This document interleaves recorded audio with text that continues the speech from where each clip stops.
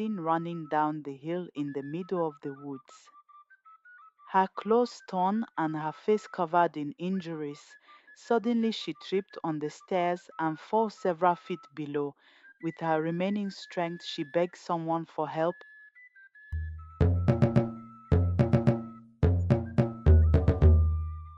Famke was a timid and shy 16-year-old girl.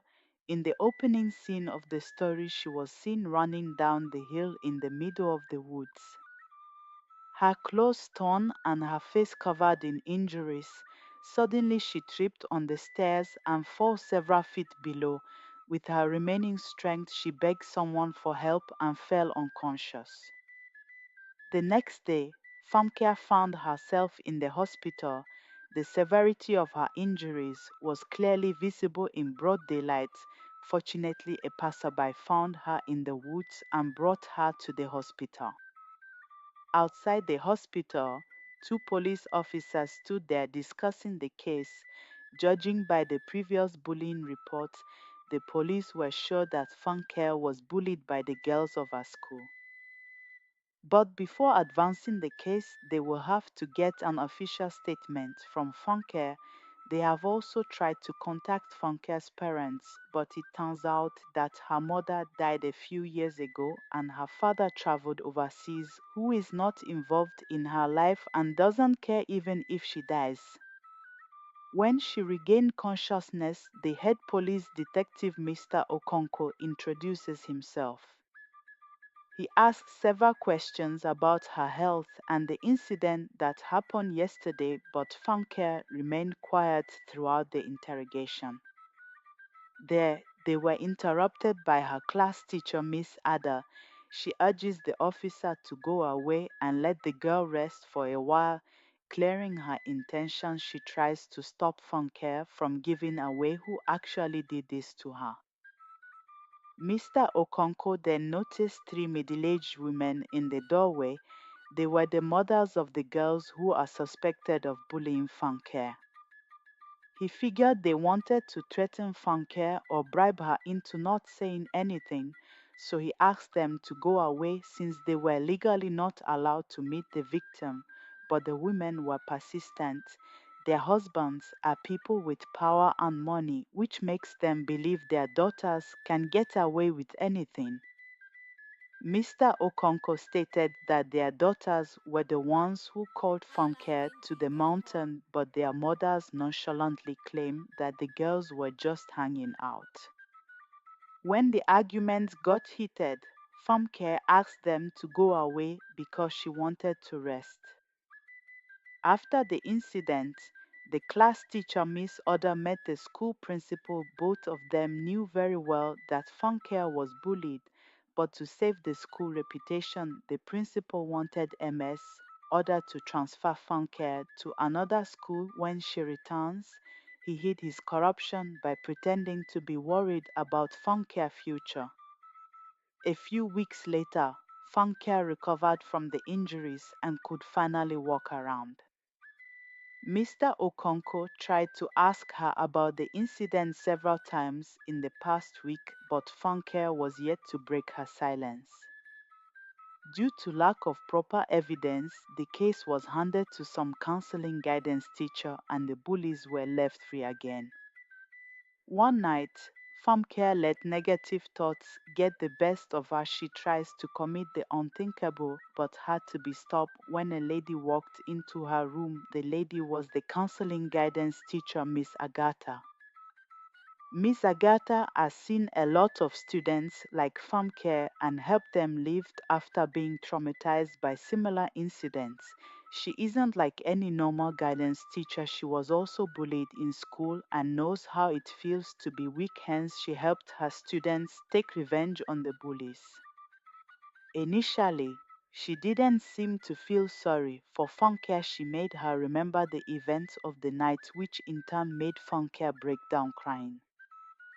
When she came down, Miss Agatha asked her to stay alive until she returns again. On the day Funke was being discharged, she was visited by the leader of the bullies called Bimbo. She brought her new school uniform knowing that her old one was torn. The girl showed no remorse for almost killing Funke and told her she was better off dead. Before leaving, she also threatens her to stay away from the police. After she left, Miss Agatha entered the room having heard the entire conversation. She brought Funke to her house and helped her settle in. After that, she cried and thought no one liked her, so Funke went out to the neighborhood where her mother used to live before her death. She was reminiscing about her past when a passerby catches her attention. She followed the girl and soon found out she was her identical twin, Tolani. She looked exactly like her, so Famke tried to reunite with her, but Tolani walked away uninterested.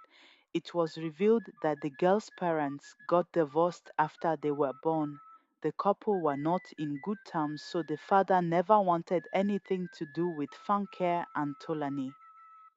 With time, their mother's financial condition got weaker, hence, she left Funke at her father's palace and started living with Tolani. The sisters never met after the incident, and Funke had to live with her father, who thought of her as a burden. The next day, Miss Agatha followed Tolani to a mini supermarket and noticed her shoplifting. She stopped her outside and asked her for help, even when she told her sister was almost bullied to death.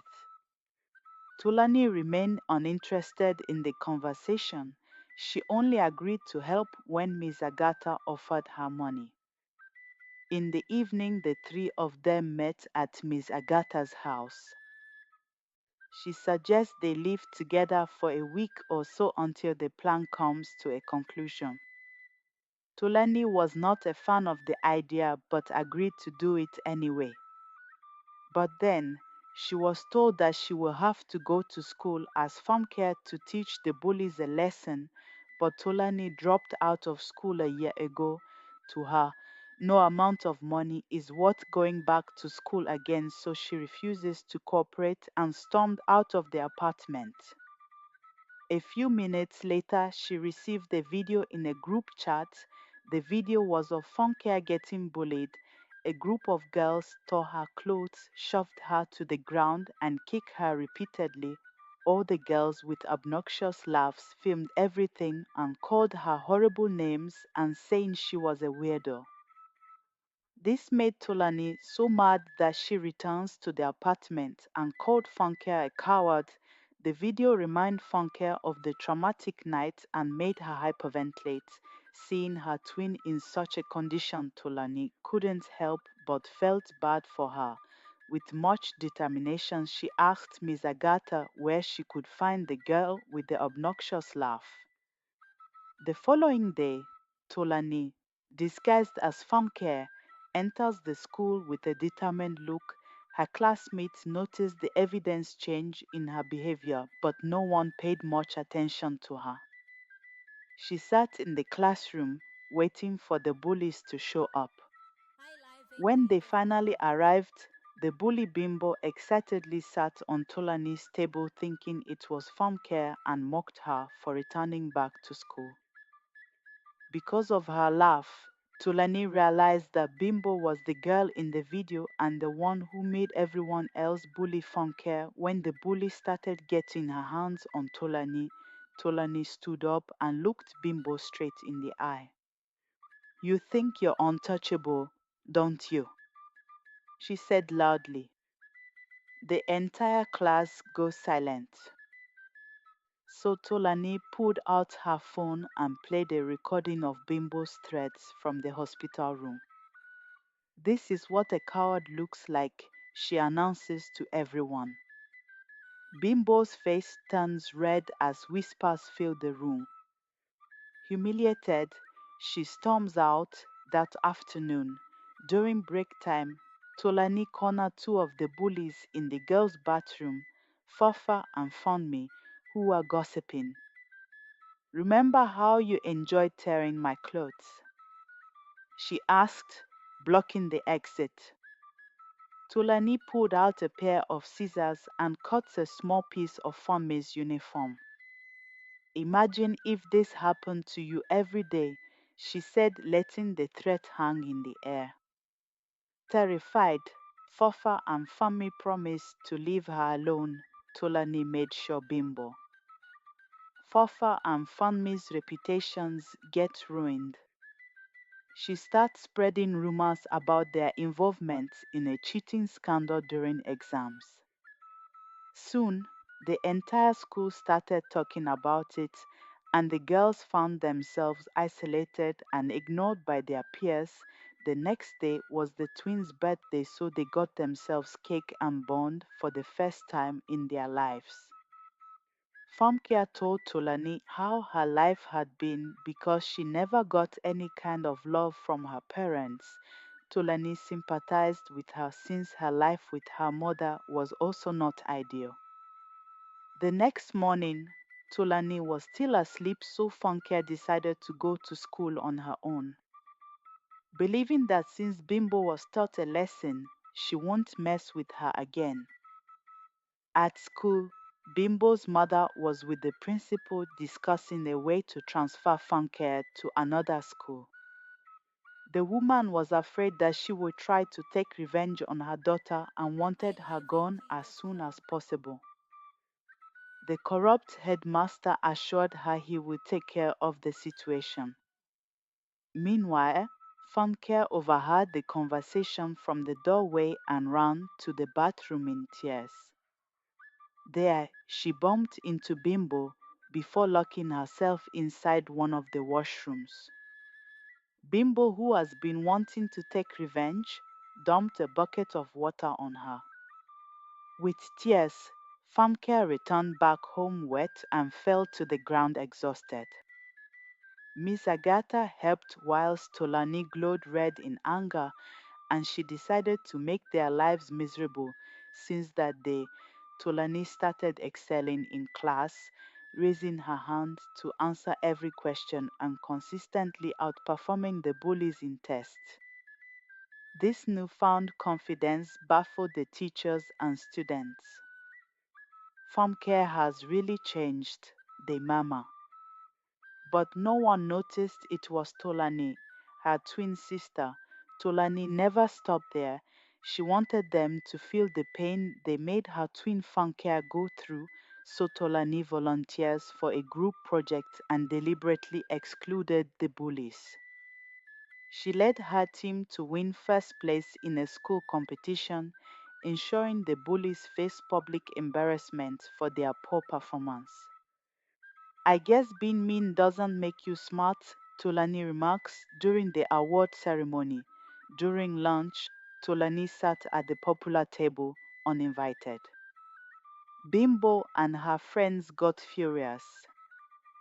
This seat is taken, Bimbo snaps. But Tolani didn't budge. Instead, she started chatting with other students. Turning the tables into a social hierarchy for the unpopular students, Tolani then exposed Bimbo's petty secrets, like the time she sabotaged a friend's relationship. The other students and her bully friends started to distance themselves from Bimbo, who found herself eating alone. How does it feel to be an outsider? Tolani whispers as she walks by. Tolani didn't physically hurt them but used psychological tactics. She describes, in chilling detail, what she could do if she was as heartless as them. The bullies, visibly shaken, beg for her forgiveness and promise to leave her alone. Tolani and Funke, now stronger, walk through the school halls with their heads held high. The other students never noticed Funke was a twin. Funke then thanked Tolani for everything. You made them regret ever crossing me, she said. But Tolani just smiled, knowing she had set her sister free from the torment.